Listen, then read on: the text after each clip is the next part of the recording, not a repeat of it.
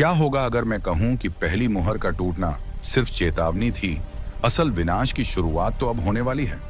क्योंकि दूसरी मुहर जिस क्षण टूटेगी, नागलोक का ऐसा रक्षक बाहर आएगा जिसे रोकना देवताओं के लिए भी असंभव था। पहली लड़ाई खत्म होते ही तीसरे नागराज के शरीर से दिव्य ऊर्जा की चमक फीकी पड़ गई थी, लेकिन उसकी आंखों में चिंता पहले से ज्यादा भारी थी। वह जानता था कि क्षुद्र नाग का गायब होना किसी बड़े तूफान का शांत संकेत है। उस रात नागलोक में हवा तक अजीब महसूस हो रही थी, मानो हर दिशा किसी अदृश्य कंपन से कांप रही हो। वासुकी आकाश की ओर देख रहा था, शेषनाग धरती की कंपी सुन रहा था। दोनों समझ चुके थे कि दूसरी मुहर की धड़कन तेज हो चुकी है।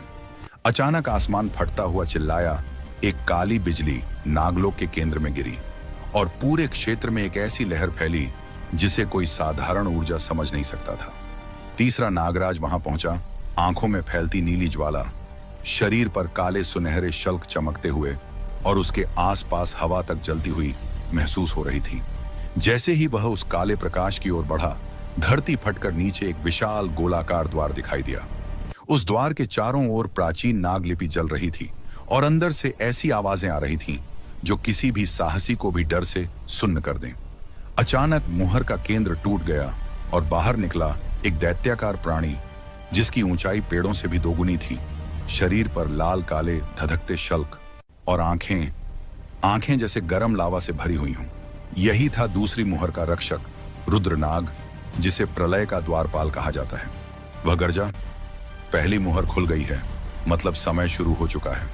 अब देखता हूं तुम तीसरा नागराज सच में योग्य हो या बस एक भ्रम। उसकी आवाज से पहाड़ों की चोटियां तक टूटने लगी। तीसरे नागराज के अंदर ऊर्जा उभरने लगी, पर इस बार वह ऊर्जा अलग थी, जैसे उसके अंदर कोई और शक्ति जागने की कोशिश कर रही हो। उसने वार करने के लिए कदम आगे बढ़ाया, लेकिन तभी रुद्रनाग ने जमीन पर प्रहार किया और पूरा क्षेत्र एक झटके में अंधकार से भर गया। नागलोक ने पहले कभी ऐसा अंधकार नहीं देखा था।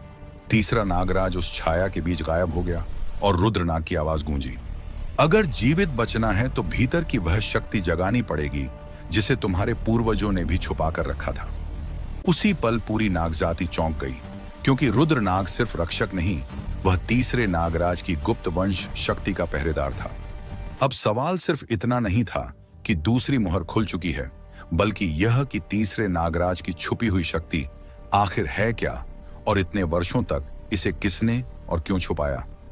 जानने के लिए अगला पार्ट जरूर देखना, और अगर कहानी पसंद आ रही है तो चैनल को फॉलो कर लेना, क्योंकि असली रहस्य अभी शुरू हुए हैं।